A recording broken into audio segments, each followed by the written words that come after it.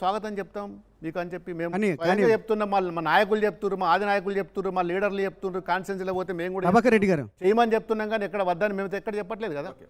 ప్రభాకర్ రెడ్డి మౌలి గారు చెప్పండి. కానీ కేసీఆర్ సర్కార్ ఖజానా ఖాళీ చేసిపోయింది, రాష్ట్రాన్ని అప్పుల పాలు చేసిపోయింది, రాష్ట్రాన్ని అభివృద్ధికి సంక్షేమానికి డబ్బులు లేకుండా చేసిపోయిందని చెప్పేసి కొత్త సర్కార్ రేవంత్ రెడ్డితో సహా అందరూ అంటున్నారు.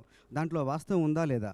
అట్లా కాదండి మౌలి గారు, చేసిపోయిందని చెప్పి ఎవరైతే అంటుండ్రో మరి వాళ్ళకి అవన్నీ తెలిసినప్పుడు ఇప్పుడు మనం కూడా ఒక ఇండస్ట్రీ పెట్టుకుంటాము, మనం ఇల్లు చక్కదిద్దుకోవాలనుకుంటే మనకు కూడా ఒక బడ్జెట్ ఉంటుంది కదా.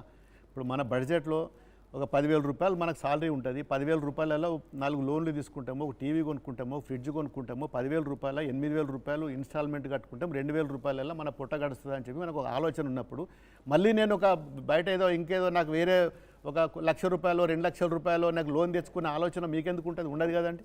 దాంట్లోనే సర్ది పెట్టుకోవాలి కదా. మరి వీళ్ళు ఎక్స్ట్రా పథకాలు ఇస్తా అని చెప్పి వీళ్ళు ఎట్లా ప్రకటిస్తారు? తప్పు కదా. ఇప్పుడు వాళ్ళకి తెలుసు కేసీఆర్ గారు ఖాళీ చేసిపోయినరు. కేసీఆర్ గారు ఖాళీ చేసిపోయినప్పుడు మళ్ళీ ఈ 6 పథకాలు పెడతామని చెప్పి ఏ విధంగా అనుకుంటారు? వాళ్ళకి బడ్జెట్ అనలైజేషన్ లేకనే కదా, వాళ్ళకి ఆ పరిజ్ఞానం లేకనే కదా. 6 పథకాలు పెట్టాలంటే మరి ఇంత బడ్జెట్ ఎక్కడి నుంచి రావాలనేది వాళ్ళకి పరిజ్ఞానం లేనప్పుడు మరి ఎట్లా అది? మనం ఒక ఇండస్ట్రీ కానీ ఒక వ్యాపారం కానీ మన సంసారం కానీ ఏ విధంగా అయితే మనం బడ్జెట్ ప్లాన్ చేసుకుంటాం, వాళ్ళు కూడా అదే బడ్జెట్ ప్లాన్ చేసుకుంటారు కదా. ఇప్పుడు నీ ఇంట్లో ఉన్నప్పుడు నీ కొడుకుని ఏ విధంగా చదివించుకోవాలి? నీ దగ్గర నీ సాలరీ 50,000 రూపాయల సాలరీ ఉంటే నువ్వు యూఎస్లోనో ఆస్ట్రేలియాలోనో లేకపోతే వేరే వేరే దేశాలలో ఉన్నతమైన చదువుల కోసం నీ కొడుకునో నీ బిడ్డనో పంపించావు కదా. నీ బడ్జెట్లో ఎంత ఉందో ఆ బడ్జెట్ లోపలనే ఆ పిల్లల చదువులు కానీ పిల్లలను ఏ స్కూల్లో వేస్తే ఎంత ఫీజు వస్తుంది, ఏ కాలేజీలో ఎంత ఫీజు వస్తుంది అని చెప్పి నీకు ఆ బడ్జెట్ దాటైతే ఆ పరిగణనలోనే పనిచేసుకుంటావు. కానీ అడిషనల్గా బడ్జెట్ లేనప్పుడు ఎందుకు పెట్టిరు మరి ఈ స్కీమ్లు? జస్ట్ లైక్ మన ఫ్యామిలీ ఎట్లనో స్టేట్ కూడా అంతే కదా. ఒక చిన్న స్టేటు దాంట్లో ఎంత బడ్జెట్, ఇన్కమింగ్ ఎంత ఉంది, అవుట్ గోయింగ్ ఎంత ఉన్నది, ట్యాక్స్లు ఎంత వస్తుంది, డెఫిసిట్ ఎంత ఉన్నది, ఇన్కమింగ్ అవన్నీ చూసిన తర్వాతనే వీళ్ళు ప్లాన్ చేసుకోవాలి కదా. మీకు ఏమనిపిస్తుంది? ఓట్ల కోసము పదవుల కోసం అయితే ప్లాన్ చేసుకుంటే మరి వాళ్ళు ఇప్పుడు ఇవ్వాల్సిందే. ఒకవేళ వీళ్ళ బడ్జెట్ లోపల కేసీఆర్ గారు అప్పు చేసి పోయినరు అన్నప్పుడు మరి నువ్వు ఇవన్నీ ఎక్కడి నుంచి ఇస్తావు? గ్యాస్ సిలిండర్ కానీ లేకపోతే రుణమాఫీ కానీ వాటి ఆర్టీసీకి సంబంధించిన ఉచిత ప్రయాణాలు కానీ ఇవన్నీ కూడా ఇవ్వాలన్నప్పుడు నీకు మహాలక్ష్మి స్కీమ్ కానీ ఇందిరమ్మ ఇండ్లు కానీ ఇవన్నీ ఇంకా కూడా లక్షల కోట్లు కావాలి. మరి ఎక్కడి నుంచి ఇచ్చిస్తావు? మీకు ఏమనిపిస్తుంది? రేవంత్ సర్కార్ ఇవి అమలు చేస్తారనిపిస్తుంది? నాకు కూడా కొద్దిగా బిజినెస్ మీద అవగాహన ఉన్నది. బడ్జెట్ లోపలనే దీన్ని చక్కదిద్దుకోవాలి. అవుట్ ఆఫ్ ద బడ్జెట్లో వీళ్ళు పనిచేస్తున్నారు, అది సక్సెస్ అవుతుందని చెప్పి మనం అనుకోవట్లేదు. జనరల్గా అయితే మరి మా ఉద్దేశంగా అయితే మరి ఇన్ని స్కీములు పెట్టిండు, డబ్బులు ఎక్కడి నుంచి వస్తే ఏ విధంగా ఇస్తాయని చెప్పి మేము కూడా చూస్తున్నాం. మరి వాళ్ళు ఇంకా ఏమన్నా చూచూ మంత్రం అని చెప్పి చేస్తే మేమేం చేయలేము. కేంద్రం నుంచి కూడా ఇవ్వాలనే కేంద్రంలో సౌత్ ఇండియాలో కూడా ఏ ముఖ్యమంత్రి కూడా సాటిస్ఫాక్షన్ లేడు ఢిల్లీ ముఖ్యమంత్రి మీద. మాకు రావాల్సిన సౌత్ ఇండియాకు సంబంధించిన ముఖ్యమంత్రులు అందరూ కూడా రేపు జంతర్ మంతర్ దగ్గర ధర్నా దిగడానికి కర్ణాటక, తమిళనాడు మరి వాళ్ళందరూ కూడా పోగు చేసుకుంటున్నారు. మాకు రావాల్సిన నిధులు ఇస్తలేరు. మాకు నిధులు లేనప్పుడు మా రాష్ట్రాలు మేము పరిపాలించలేకపోతున్నాం. మరి మాకు ఎక్స్ట్రా బర్డన్ పడుతున్నది, మాకు ఇవ్వకపోతే మేము నార్త్కు ఎక్కువ పోతున్నాయి ఫండ్స్, సౌత్కు రావట్లేదు అని చెప్పి ధర్నా చేస్తాం జంతర్ మంతర్ దగ్గర అని చెప్పి ఈరోజు సిద్ధరామయ్యనే స్వయంగా ఈరోజు పేపర్ స్టేట్మెంట్లో చదివినాం. ఓకే, కేసీఆర్ సర్కార్ పరిపాలన చేసినప్పుడు చాలా అవినీతి జరిగిందని చెప్పి ఇప్పుడు పరిపాలకులు అంటున్నారు. ముఖ్యంగా కాళేశ్వరం కావచ్చు, యాదాద్రి పవర్ ప్లాంట్ కావచ్చు, భారీగా అవినీతి జరిగింది. వీటి మీద విచారణ జరిపిస్తామంటున్నారు.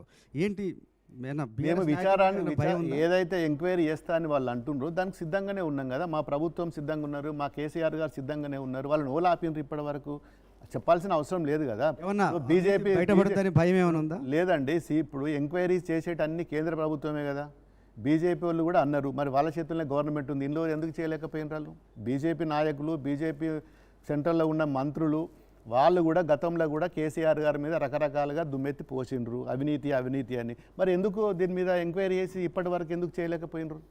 చేయాల్సింది వాళ్ళే కదా. మళ్ళీ వాళ్ళు చేయాల్సింది పోయి ఇక్కడ వచ్చి ఈ లోకల్ నాయకులు మరి వాళ్ళు సెంట్రల్ గవర్నమెంట్ సంబంధించిన సిబిఐ ఎంక్వైరీ కానీ ఈడీ ఎంక్వైరీలు కానీ అవన్నీ వాళ్ళే కదా. మరి ఎందుకు చేయలేకపోతున్నారు? ఎందుకు ప్రూవ్ చేయలేకపోతున్నారు?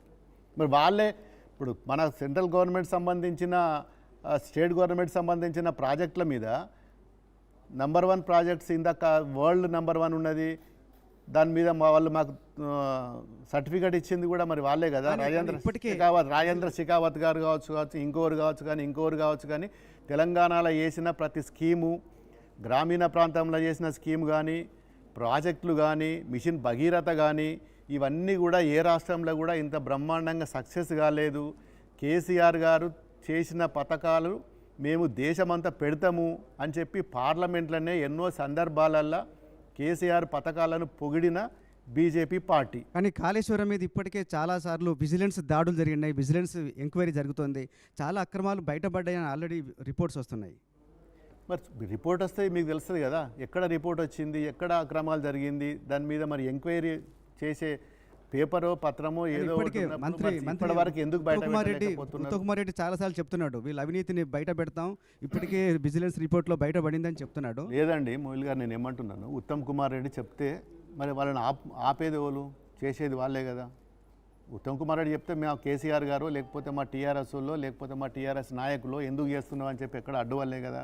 వాళ్ళకి ఫ్రీడమ్ ఇచ్చినాం, గవర్నమెంట్ వాళ్ళది ఉన్నది, ఎప్పుడైనా ఏ ఎంక్వైరీ అయినా చేసుకోవచ్చు, దాంట్లో తప్పేమున్నది, చెయ్యని. చేస్తే బయటపడితే తెలుస్తుంది కదా అక్రమంగా చేసింది ఎవరు. ఇప్పుడు కాంగ్రెస్ వాళ్ళు వాళ్ళకు మొదటి నుంచి కూడా అలవాటే కదా, కాంగ్రెస్ పార్టీ అంటేనే అన్ని స్కామ్లే దేశంలో. గత 50 సంవత్సరాల నుంచి కాంగ్రెస్ పార్టీ చేయని స్కాములు లేవు.